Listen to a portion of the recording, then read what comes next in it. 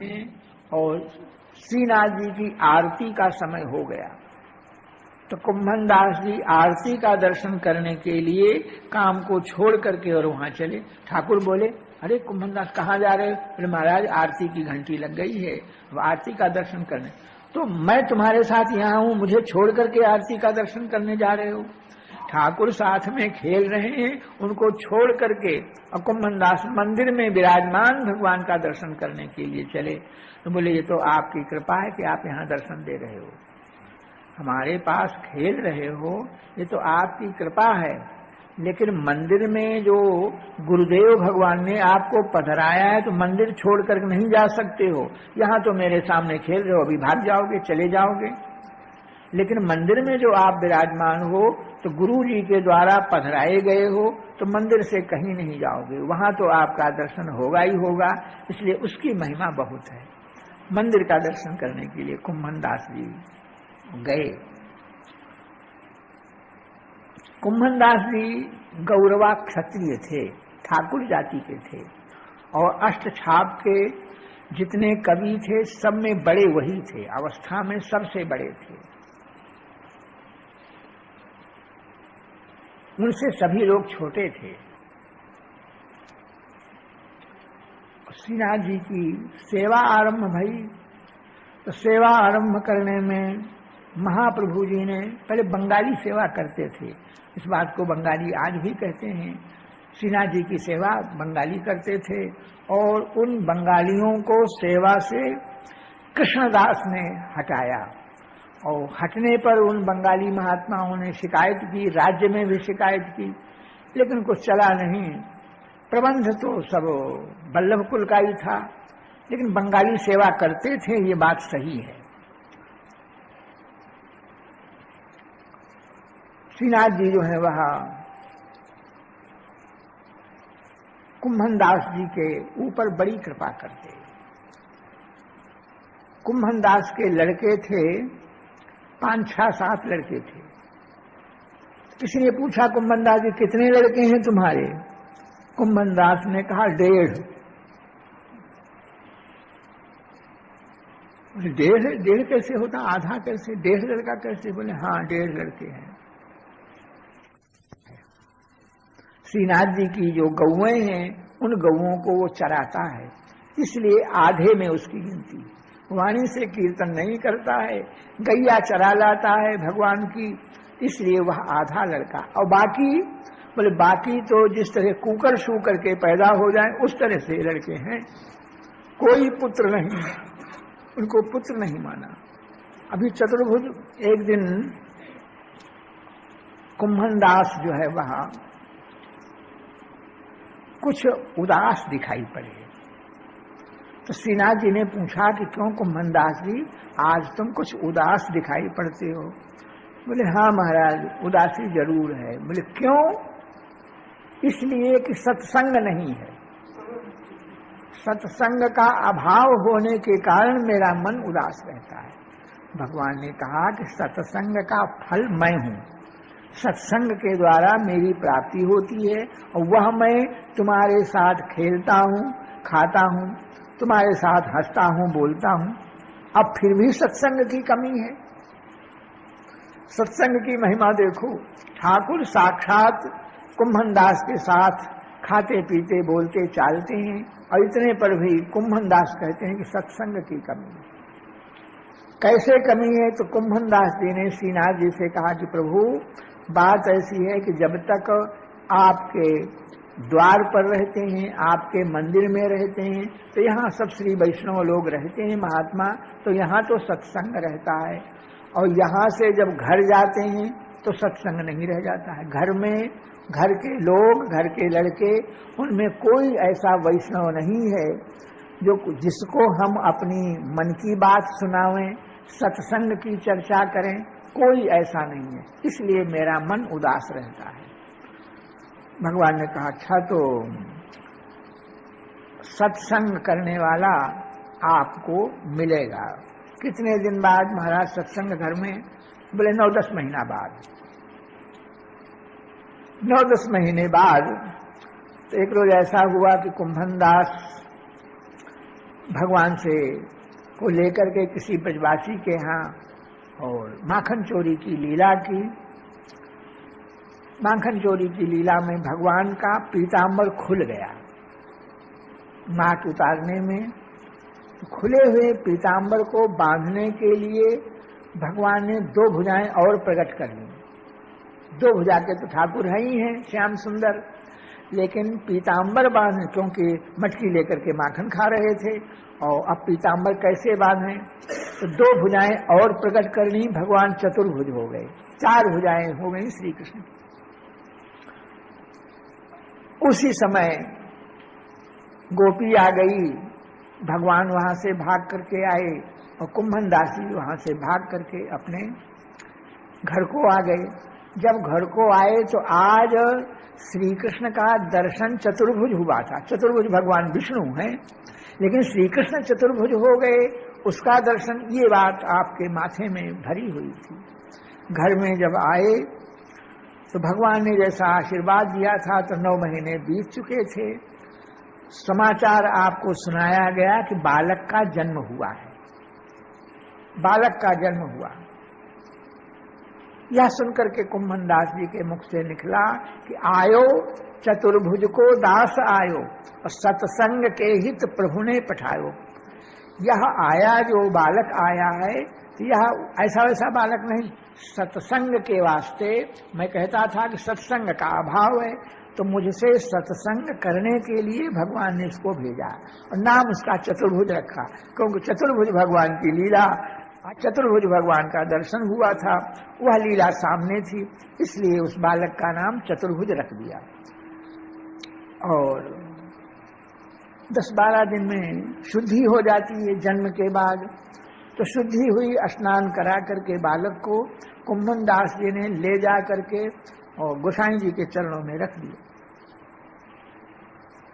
10 दिन का बालक शुद्धि होते ही ले जा करके चरणों में रख दिया। तो गोसाई जी ने कृपा करके उसी 10 दिन के बालक को मंत्र दीक्षा दे दी, गले में कंठी बांध दिया और आशीर्वाद दे दिया। कुंभन दास जी बालक को लेकर गोद में आ गए। तो वहां दूसरों की दृष्टि में तो बालक दिखाई पड़ते थे, लेकिन कुंभन दास उनको सत्संग से उसी समय से 10 दिन के बाद जब दीक्षा प्राप्त हो गई तो कुंभन दास को तभी से सत्संग प्राप्त होने लग गया। अब गोद में लेते तो केवल बालक नहीं है, भगवान का भक्त है, इसलिए स्पर्श में ही सत्संग हो जाता। और कुंभन दास का जो घर था, तो घर के ऊपर दूसरे मंजिल पर एक झोपड़ी बनी हुई थी, कच्चे मकान मिट्टी के, दूसरे मंजिल पर एक झोपड़ी बनी हुई थी। तो कुंभन दास सब काम से फुर्सत पा करके और ऊपर अपनी झोपड़ी में चले जाते और वहां जाकर के आप एकांत हो जाता और साथ में इस चतुर्भुज लड़के को ले जाते। तो यहाँ दूसरों के सामने तो लड़के थे, लेकिन कुंभन दास जी जो कुछ सत्संग की बात कहते उसे चतुर्भुज दास समझते थे, क्योंकि भगवान ने सत्संग के लिए भेजा है। तो बालक हैं, लेकिन सत्संग की चर्चा जितनी कुछ जो कुछ गाते, तो अब गाते या कुछ कहते वह चतुर्भुज दास सुनने वाला है, इसलिए सुन सुन करके चतुर्भुज दास प्रसन्न होते। तो कुंभन दास जी गाते, भगवान का कीर्तन करते। चतुर्भुज के साथ अब सत्संग मिलने लग गया। मंदिर पर जाते तो मंदिर के द्वार पर वैष्णव, वहां सत्संग मिलता, और वहां से जब चलते तो बालक की याद आती, चतुर्भुज दास की याद आती, तो घर में यहाँ आ जाते तो यहाँ भी सत्संग मिलता। इस तरह अब सत्संग मिला। पहले सत्संग केवल मंदिर में था और वह घर में बालक भगवान का भक्त हो गया, सत्संग के पदों को समझने वाला हो गया, इसलिए यहाँ भी कुंभन दास को सत्संग की प्राप्ति हुई। तब कुंभन दास जी परम प्रसन्न रहने लग गए। एक बार ऊपर छत पर चतुर्भुज दास के साथ कुंभन दास जी थे, तो वहां से श्री नाथ जी का मंदिर है, तो मंदिर दिखाई पड़ता और मंदिर का झरोखा खिड़की थी, उसमें से दीपक जलता हुआ दिखाई पड़ा कुम्भनदास जी को। कुम्भनदास जी ने श्रीनाथ जी के मंदिर का दीपक देखा, दीपक का प्रकाश देखा, तो झट आपके मन में उमंग आई, आपके मुख से निकला, वे देखो बरत झरोखन दीपक हरि पौढ़े ऊंची चित्र सारी। देखो ठाकुर जी के मंदिर में दीपक जल रहा है और भगवान ऊंची चित्र सारी शयन कक्ष में ठाकुर जी जो है विराजमान है, शयन कर रहे हैं। यह एक चरण एक तुक कह करके और कुम्भनदास जी मौन हो गए। इसी को बार बार दोहरा रहे थे, वे देखो बरत झरोखन दीपक हरि पौढ़े ऊंची चित्र सारी। श्रीनाथ जी ऊंची चित्र सारी शयन कक्ष में लेटे हुए हैं। तो इस बात को चतुर्भुजदास जो भी बिल्कुल बालक है, तो चतुर्भुजदास ने अगला चरण गाया, सुंदर बदन निहारण कारण राखे हैं बहुत जतन करी प्यारी। दीपक जल रहा है तो ठाकुर जी का श्याम सुंदर का मुखारविंद देखने के वास्ते और श्री जी किशोरी जी जो हैं सेवा में हैं, बड़ा यत्न करके भगवान की शोभा को देख रहे हैं। इस तरह से एक चरण कीर्तन में कुम्भनदास कहते, एक दूसरा चरण आगे का वो समझते। इतने चतुर्भुजदास बचपन से ही, और फिर बड़े हो गए, बड़े दीक्षा तो आरंभ से ही हो गई थी, बड़े हो गए तो मंदिर में जाकर कीर्तन करने लग गए। इसलिए चतुर्भुजदास को कुम्भनदास अपना एक लड़का मानते। कृष्णदास गैया चराता, श्रीनाथ जी की गैया चरा के लाता। तो एक रोज क्या हुआ, कोई सिंह, उन दिनों जंगल था, तो सिंह आ गया गौओं के बीच में। तो वह कृष्णदास लाठी लेकर के सिंह को मारने के लिए दौड़ा, गौओं को बचाने के लिए, लेकिन सिंह ने आक्रमण किया तो चोट लग गई, तो कृष्णदास की मृत्यु हो गई। मृत्यु का समाचार चारों तरफ फैला, कृष्णदास की मृत्यु हो गई, सिंह ने मार डाला। तो कुम्भनदास जी को बड़ा भारी दुख हुआ, मौन हो गए। सब लोग कहने लग गए, भाई पुत्र का शोक बड़ा विकट होता, देखो तो सही, कुम्भनदास सरीखे वैष्णव को पुत्र का वियोग व्याप गया। ये बात कही, कई लोगों ने कही, लेकिन विठलनाथ गोसाई ने सुना तो उनको ये बात अच्छी नहीं लगी। बोले नहीं, सब लोगों को कुम्भनदास को क्या शोक है, किसका शोक है, इस बात को सब लोगों को बताने के वास्ते कुम्भनदास को बुलाया सबके सामने और कहा कि कुम्भनदास जी तुम उदास हो रहे हो, आज क्यों, क्या कारण है? कृष्णदास की मृत्यु के कारण तुम्हारा मन उदास हो रहा है। तो कुम्भनदास ने कहा कि जय जय, आप पूछ रहे हैं इसलिए बता रहा हूं। कृष्णदास, उसकी मृत्यु तो अच्छी हुई, क्योंकि गाय को बचाने के लिए, गाय की रक्षा में, और वो मारा गया, तो उसका मरना अशुभ नहीं है, ठीक है। और दुख किस बात का है? वो तो मर करके भगवान के धाम को गया, गैया चराता रहा, गैया की रक्षा करने में मरा, तो उसको कोई दुर्गति उसकी नहीं होनी है। फिर दुख किस बात का? बोले दुख इस बात का है, यहाँ के पंडा पुजारी कहेंगे कि लड़का मर गया है, सूतक लग गया, अब मंदिर में कीर्तन करने मत आओ। कीर्तन सेवा, भगवान की सेवा छूटेगी, इसलिए आज हमको दुख हो रहा है। लोग कहेंगे कि तुमको सूतक लग गया मृत्यु का, इसलिए कीर्तन करने मत आओ। विठलनाथ गोसाई ने कहा कि तुम अनन्य वैष्णव हो और तुम सरीखे वैष्णव को सूतक नहीं लगता। भगवान का जो भक्त वो हमेशा पवित्र ही रहता है। किसी दो प्रकार का सूतक होता है, जातक और मृतक। तो जातक सूतक इसलिए माना जाता है कि हृदय की स्थिति स्वस्थ नहीं रह जाती है, अत्यंत प्रसन्नता होती है, तो सामान्य हृदय नहीं रह जाता है जातक में, और मृतक में दुख हो जाता है, इसलिए सूतक लगता है। तो तुम्हारे हृदय में पुत्र के मरने का शोक ही नहीं है, तो तुमको सूतक कहेगा। सूतक तो तब होता जब तुमको पुत्र की मृत्यु में तुमको दुख होता। तुमको दुख नहीं, तुमको तो सिन्हा जी की सेवा में प्रेम है, इसलिए तुम निरंतर रोज भगवान के कीर्तन में, सेवा में, दर्शन में जैसे आते थे वैसे ही आया करो। तुम्हारे लिए कोई सूतक नहीं। गोसाई जी की आज्ञा पाकर के कुम्भनदास प्रसन्न हो गए। सब लोगों ने देखा कुम्भनदास जी बड़े प्रसन्न हो रहे हैं। वाह, धन्य है कुम्भनदास। गोसाई जी ने इस तरह से उनका शोक जो है वह दूर कर दिया। कुम्भनदास जी महाराज, कोई जयंती का दिन आया तो सेवा में लोगों ने कहा क्या भोग लगे, तो कहा जलेबी का भोग लगे, तो पैसा इकट्ठा करो। तो किसी ने 2 पैसे दिए, किसी ने 4 पैसे दिए। कुम्भनदास के पास पैसा नहीं था, तो कुम्भनदास ने अपनी एक भैंस की पड़िया बेच दी।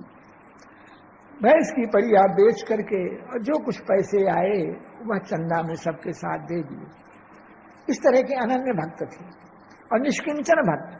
विरक्त घर जिसने छोड़ दिया है वो निष्किंचन भक्त देखे जाते हैं तो कोई आश्चर्य नहीं, लेकिन गृहस्थ में रह करके निष्किंचन भक्त।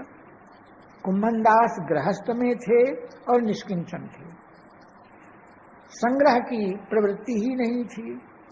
इतने बड़े निष्किंचन भक्त थे कि एक बार जयपुर के राजा आए तो पूछा यहाँ दर्शन किसका करें। तो ब्राह्मणों ने, पंडितों ने कहा कि भाई कुम्भनदास बड़े अच्छे महात्मा हैं, भगवान के सेवक हैं, बहुत बड़े गवैया हैं और गाते भी हैं और पद रचना तुरंत करके आशु कवि हैं। पद की रचना करने में विलंब नहीं लगता है, रचना करते जाएंगे, गाते चले जाएंगे। तो वह राजा मान सिंह कुम्भनदास का दर्शन करने आया। उस समय कुम्भनदास के समीप ही ठाकुर जो खेल रहे थे। तो ठाकुर कहे मैं एक बात कहूंगा तुझसे। कुम्भनदास एक बात बताऊं, एक बात कहूंगा, एक बात कहूंगा, ऐसा ठाकुर जी कह रहे थे। इसी बीच मान सिंह आ गया। मान सिंह के आने पर ठाकुर जी वहां से चले गए। ठाकुर जी हट गए। तो एक बात कहूंगा, एक बात कहूंगा, तो जाने का कह तो। कुम्भनदास भगवान की बात को याद करके बार बार कहते जाने का कहे तो। एक बात कहूंगा, बताऊंगा, जाने क्या कहना चाहते, जाने का कहे तो। इसी बात को दोहरा रहे थे। चले गए ठाकुर ये जाने का कहे तो। इसी बीच मान सिंह राजा आ गया। मान सिंह राजा ने कुम्भनदास का दर्शन किया, बैठे। कुम्भनदास जी ने अपनी बेटी थी उसको पुकार करके कहा लाली दर्पण ले आ और आसन ले आ, अब मैं तिलक कर लूं, भजन करूंगा। दर्पण और आसन मांगा तो लाली वहां से आई, बोली बाबा थोड़ा रुको। क्यों? बोले दर्पण को तो पड़िया पी गई और आसन को भी खा गई। राजा सुन रहा था। दर्पण को पड़िया पी गई तो पीने का पदार्थ तो दर्पण नहीं होता है, और आसन को खा गई। तो फिर थोड़ी देर में वह कन्या एक कुंडी में, मिट्टी की कुंडी में पानी भर करके ले आई। और पानी भर कर ले दर्पण ले और एक घास का पूरा ले आई, आसन घास का पूरा बिछा दिया बैठने के लिए, और मिट्टी की कुंडी में जल भरा हुआ, ये दर्पण है। उसे देख करके दर्पण में पानी में मुख देख करके कुम्भनदास जी ने अपना तिलक किया। राजा ने देखा करे कितने बड़े निष्किंचन भक्त हैं, बताओ इनके पास तिलक करने के लिए दर्पण नहीं है। तो राजा ने झट अपने नौकर को आज्ञा दिया। तो नौकर ने ला करके राजा का स्वयं का जो दर्पण था वो ला करके दिया। मान सिंह ने कुम्भनदास जी को अर्पण किया कि दर्पण लीजिए तिलक करने के लिए। अरे नहीं नहीं राजा, ये दर्पण यह मेरी इस झोपड़ी में इसकी शोभा नहीं होगी, इसको तो आप ही रखो, आप राजाओं की चीज है और यह मूल्यवान है। यहाँ इसकी चिंता हमको हो जाएगी कोई चुरा न ले जाए, इसलिए मैं इसको नहीं रख सकता, वापस कर दिया, नहीं लिया उसको। मानसिंह के मन में आया कि बड़े निष्किंचन हैं, तो कुछ इनकी सेवा करूं, भक्त की कुछ सेवा करनी चाहिए। तो राजा ने कहा कि आप जो है वह सेवा करूं, कुछ आपकी अर्थात कुछ धन दे दूं, कुछ बाकी की जमीन दे दूं। तो कुंभन दास ने कहा कि देखो, जिस तरह से तुम ठाकुर हो, क्षत्रिय हो, उसी तरह से हम क्षत्रिय हैं। दान लेना और जमीन लेना, माफी लेना, ये ब्राह्मणों का काम है। आपको सेवा करनी है तो गोवर्धन में ब्राह्मणों की सेवा करो, मैं कुछ नहीं ले सकता हूं, आपसे कोई वस्तु हमको नहीं चाहिए। इनकार कर दिया, कुछ नहीं लिया। फिर उसने पूछा कि आपके का मोदी कौन है? मोदी उसको कहते हैं कि समय समय पर जितना सामान मांगो देता जाएगा और साल में एक बार हिसाब हो जाता है। तो राजाओं के मोदी हुआ करते हैं। तो तुम्हारा मोदी कौन, अर्थात किसकी दुकान से तुम्हारा सौदा आता है, गोवर्धन के बाजार में तुम्हारा मोदी कौन है? तो कुंभन दास ने कहा कील, करील और बेर, बेर के पेड़ बताए, करील का पेड़ बताया, यही मोदी है। हमारे घर में जब कुछ नहीं रहता है तो बेर खा लेते हैं, और करील की टेंटी जिसको कहते हैं, टेंटी के फलों को तोड़ लेते हैं, उनका साग बना लेते हैं। दूसरा कोई मेरा मोदी नहीं है, किसी दुकान से मेरा सामान नहीं आता है, ये वृक्ष जो हैं यही मेरे मोदी हैं। बादशाह ने बहुत कुछ किया, लेकिन कुंभन दास ने कुछ नहीं किया, अपने घर चले आए। अब जब चले गए, राजा चला गया, तो ठाकुर जी फिर आ गए। तब फिर वही बात ध्यान में आई, जाने का कहे तो ठाकुर जी कहते थे एक बात बताऊंगा, एक बात कहूंगा, और जाने का कहे तो राजा आ गया, इसलिए ठाकुर जी बात कह नहीं पाए। जाने का कहे तो पूछा कि आप क्या कहना चाहते थे? तो ठाकुर सिन्हा जी बोले, अरे क्या कहना चाहते थे? हम यही कहना चाहते थे कि मान सिंह आ रहा है, कुछ उससे ले लेना, लेकिन तुमने बिल्कुल इनकार कर दिया। महाराज आपकी कृपा के रहते रहे और राजाओं की आशा करें, ठीक नहीं है। हम निष्किंचन ही अच्छे, निष्किंचनता वह आपको प्रिय है। परम अकिंचन प्रिय हरि तेरे, कहते कहें संत श्रुति तेरे। भगवान को निष्किंचन प्रिय है और स्वयं भगवान अपने को निष्किंचन कहते हैं। एक सूफी संत थे, सूफी संप्रदाय मुसलमानों में होता है, तो बड़े अच्छे संत थे, लेकिन निष्किंचन संत थे। तो कई बालक उनके थे। इसी बीच उनका पिता आया। तो पिता ने कहा कि बेटी मुझे भूख लगी है और कुछ खाने को हो तो दे दो। तो बेटी ने कहा कि पिताजी 2-3 दिन हो गए हैं और हमारे यहाँ इन लड़कों ने कुछ नहीं खाया है, सब भूखे हैं। अरे चूल्हे पर ये हंडी चढ़ी भई है, इसमें तो कुछ बन रहा होगा। बोले कुछ नहीं बन रहा है, केवल पानी रख दिया है, इसलिए कि लड़कों को बहकाने के लिए। रो मत, खिचड़ी बन रही है फिर खाना। इनको बहकाने के लिए हंडी चढ़ा दी है, हंडी में कुछ नहीं, अन्न नहीं है। तो पिता को बड़ा दुख हुआ, इतना कष्ट हमारी लड़की को। सिद्ध भक्त थे, उन्होंने भगवान का ध्यान किया तो देवदूत जो है उनके सामने आ गया और उससे मांगने के लिए लड़की से कहा कि तू जो चाहे सो मांग ले, भगवान देने के लिए तैयार है। ये देवदूत आया, सब वस्तु देगा। तो उस लड़की ने कहा कि ठीक है देगा, लेकिन पहले एक बात भगवान से पूछ करके आओ कि आज हमारी इबादत जो हमारी पूजा है, उस पूजा को जिस प्रकार भगवान स्वीकार करते हैं निष्किंचन होने के नाते, और मैं संपत्ति मांग लूंगी, बहुत धन मेरे पास आ जाएगा, और तब हमारी जो पूजा होगी उसको उसी तरह भगवान स्वीकार करेंगे क्या? तो देवदूत पूछने गया और पूछ करके आया तो उसने कहा कि ठाकुर तो ये कहते हैं कि इस निष्किंचन भाव से तुम जो कुछ पूजा करती हो, जो प्रार्थना करती हो, भोग लगाती हो, जैसे जिस प्रेम के साथ इसको स्वीकार करते हैं और धन तुम्हारे पास आ जाएगा, धनी मानी तुम हो जाओगे, उस समय सेवा जो है उस तरह से स्वीकार नहीं होगी। तो लड़की ने कहा, तो पिताजी हम क्या करें? प्रसन्न करने के लिए, भगवान को प्रसन्न करना अभीष्ट है, भगवान निष्किंचलता से प्रसन्न है, तो हम धन लेकर क्या करें? कुछ नहीं लिया लड़की। तो निष्किंचन भगवान के भक्त इस प्रकार के होते हैं। कुंभन दास जी निष्किंचन भक्त थे, कुछ नहीं लिया राजा से उन्होंने।